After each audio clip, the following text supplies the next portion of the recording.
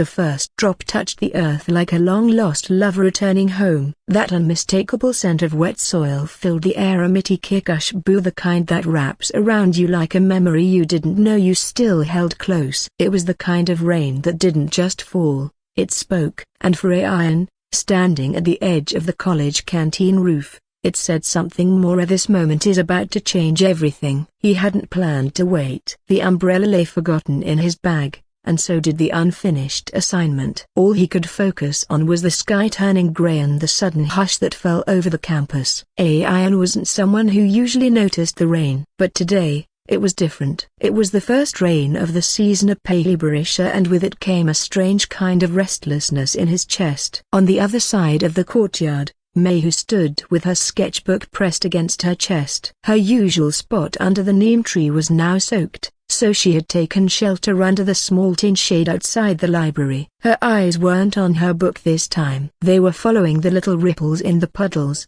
dancing with every drop. For someone who usually found comfort in control and quiet, today, something pulled her out of her shell. They had crossed paths a dozen times at the photocopy stall, in the college corridor, during group projects, but never really met. Their names floated past each other in conversations but never landed. Yet today, as the clouds burst open and laughter echoed across the canteen, something shifted. The story of Pehli Baarish isn't just about love or the rain. It's about the little moments we often miss. A stolen glance through rain-splattered glasses. A shared umbrella that turns into a shared silence. A song playing faintly in the background, bringing back a memory you didn't know was still buried. It's about that strange pull between two people who don't yet know what they mean to each other. As the rain poured harder, Ayan finally stepped down from the ledge, deciding to make a run for it. Mayha, still lost in her thoughts, didn't notice someone had slipped and dropped a bunch of papers near her. Ayan bent down instinctively to help her, and for the first time, their eyes met. No words were spoken, but something in that glance said more than a conversation ever could. And just as quickly as it began,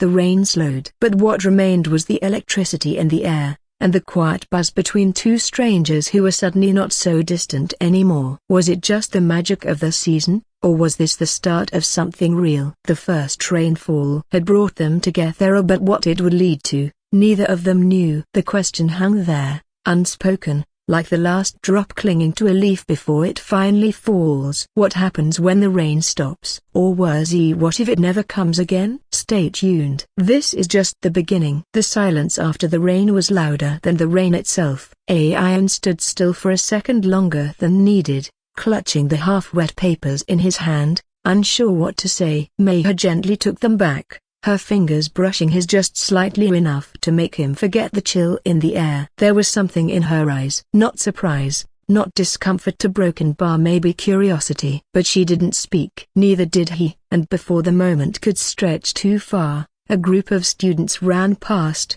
laughing, breaking whatever thread had quietly begun to form. Ayan walked away first, but not without a glance over his shoulder. Mayha didn't look back, or maybe she did once. He was out of sight. Some things can't be timed, and neither of them knew if they were supposed to happen just yet. That evening, back in his room, Ayan couldn't shake off the feeling. It wasn't just about meeting someone new. It was something else. Something about that exact moment, that glance, that pause. He found himself scrolling aimlessly through old photos on his phone, searching for what, he didn't know. Maybe he was just trying to match that feeling with something he had felt before. But nothing came close. Meanwhile, May, who sat by her window with her sketchbook open but untouched. Her pencil hovered over the page, but the lines never came. She usually loved the rain. It made her want to draw, to create, to feel. But today, all she could see was the blur of Ayan's face in her mind,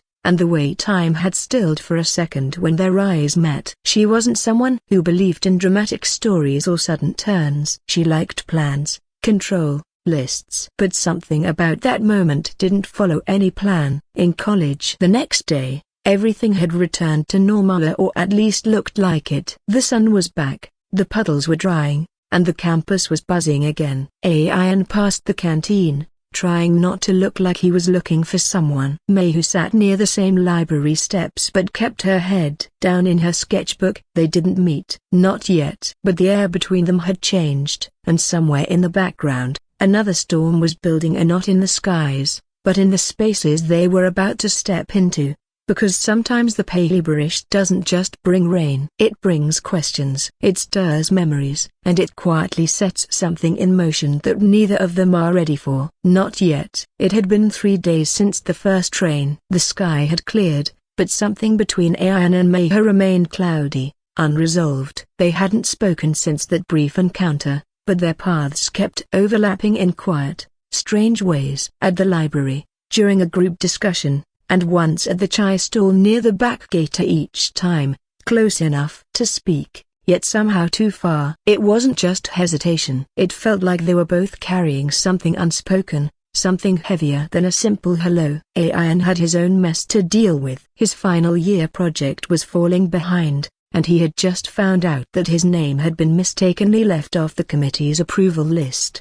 Between chasing faculty and trying to keep it together, he barely had time to breathe, let alone figure out what that moment in the rain actually meant. But still, in quiet moments on bus rides, in line at the mesa, his mind would wander back to her. There was something about Meha that unsettled his usual rhythm. Meha, on the other hand, was dealing with her own conflict. Her father had just called to remind her of an upcoming family visit, one that always brought pressure. Marks, future plans, marriage talk, so it was always the same. Her sketchbook had started filling up again, but every page had one face in the background. She didn't even realize she was drawing Ayan's side profile until her cousin pointed it out during a video call. The distance between them wasn't just physical. It was made of questions, of missed chances, of fears neither of them could name. Something was pulling them closer, yet life kept throwing distractions in the way. And as the second rain of the season threatened in the horizon, so did something else. Something about to shift everything. The clouds returned without warning. This time, darker and heavier. The kind that didn't just promise rain, they warned of something bigger. Ayan stood near the college gate, files in hand, waiting for a meeting that had just been cancelled. His thoughts were scattered, but one thing was clearer: he couldn't shake off the feeling that something was about to change. And it wasn't just the weather. May, who sat alone in the art room, her sketch of Ayan unfinished, the lines darker than usual, as if they carried more than just his image. Her phone buzzed, a message from her father reminding her about the train ticket back home for a family gathering. She stared at the message for a long time, her fingers frozen above the keyboard. She didn't reply. Outside, the wind began to pick up, pushing leaves and dust through the narrow lanes of the campus. Ayan, without thinking much, walked toward the old amphitheater. It was a place no one really visited anymore. It used to host college events years ago,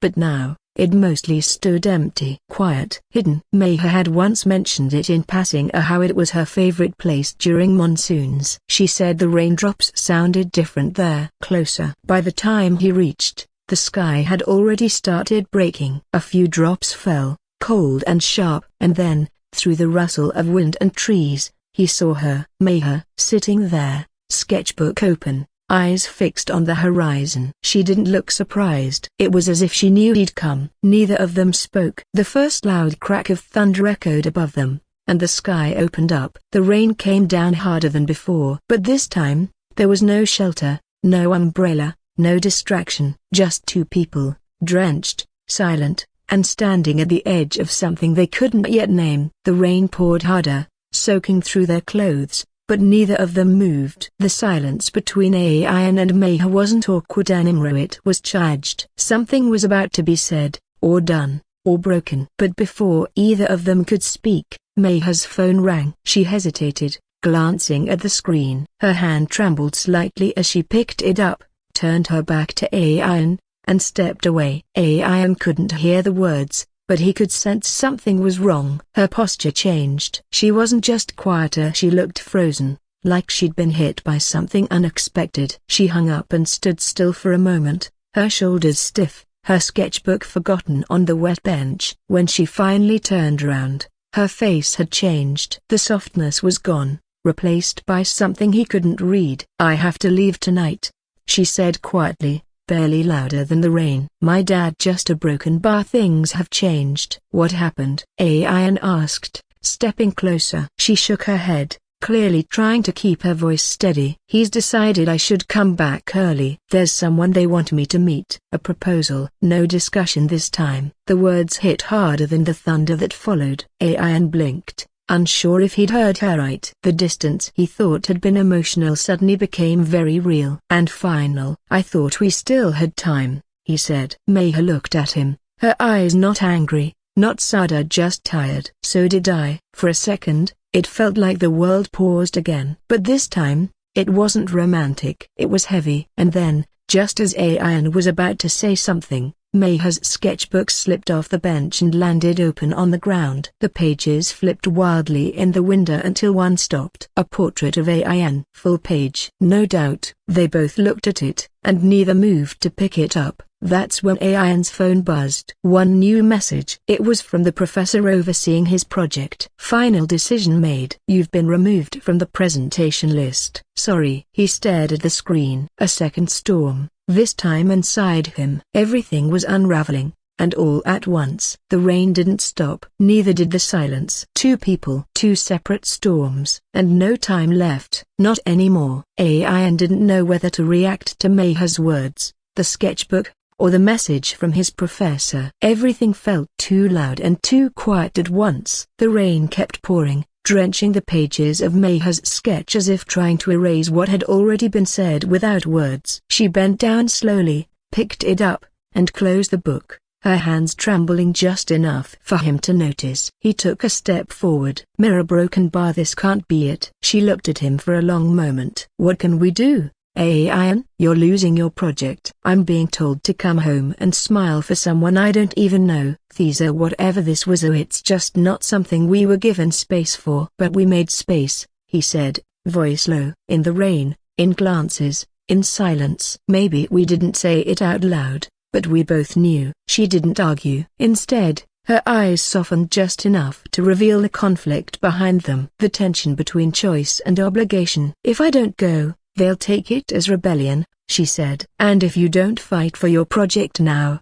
they'll never give you a second chance." The air hung heavy between them. The rain had soaked through everything, but neither moved. And then, in the most unexpected moment, Mayha handed him her sketchbook. "Take it," she said. "You once said design isn't just what you make here, it's what makes you feel something. Show this to the committee. Let them see what your story is really about." Ayan opened it slowly. Inside were pages and pages of sketches, not just of him, but of campus life, people in motion, emotions caught mid-moment. It wasn't just art. It was storytelling. Honest, raw, real. He looked at her, speechless. "You drew our story?" "I lived it," she replied. The rain began to ease. The clouds thinned just slightly. But before anything else could be said, Mayha's phone buzzed again. She glanced at it. "The car's waiting," she said quietly. And just like that, she turned and walked away, disappearing into the mist of the now slow drizzle. Ayan stood there,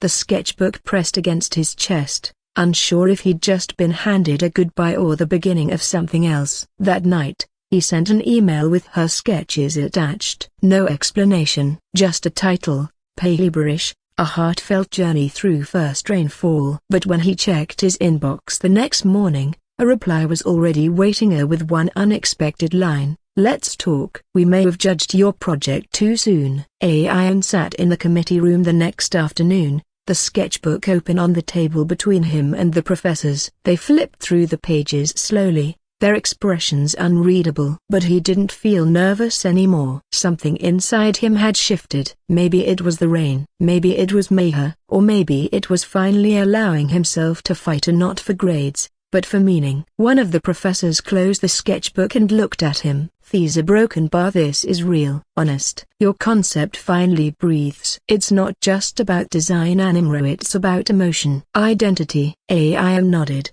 not needing to say more. That one reply in his inbox had already brought him back to the project list. This moment had just made it official. Later, walking across the now sunlit campus, He passed the neem tree, the one Mayher always sat under. Empty today. He smiled a little, not out of sadness, but understanding. She had given him more than just drawings. She had helped him find his voice. Back in his room, he carefully placed the sketchbook on his desk. The last page caught his eye. It was one he hadn't seen before. A recent addition. A sketch of two figures in the rain, and no faces, just outlines. Standing apart, but both looking at the same sky. Below it, in Mayher's handwriting, were just a few words. Sometimes, the first rain doesn't give answers. It plants questions that stay with you longer. Ian leaned back in his chair, letting those words settle in. He didn't know if Mayher would return or if their paths would ever cross again. But what they had shared in that short, uncertain season was real. Sometimes, that's enough. Weeks passed. His project was accepted and showcased at the final exhibition under the same title, Pehli Baarish, a heartfelt journey through first rainfall. Visitors paused at Mayher's sketches, asking who the artist was. He never gave a full answer. Some stories, he believed, were better left between the lines. And one evening, just as the sky hinted at another change in weather, a letter arrived by post. No return address. Inside was a single sheet of handmade paper, with a new sketch. A boy, standing under the first drop of rain. Waiting. No words this time. Just that image, and a feeling that maybe, just maybe, some rains are meant to return.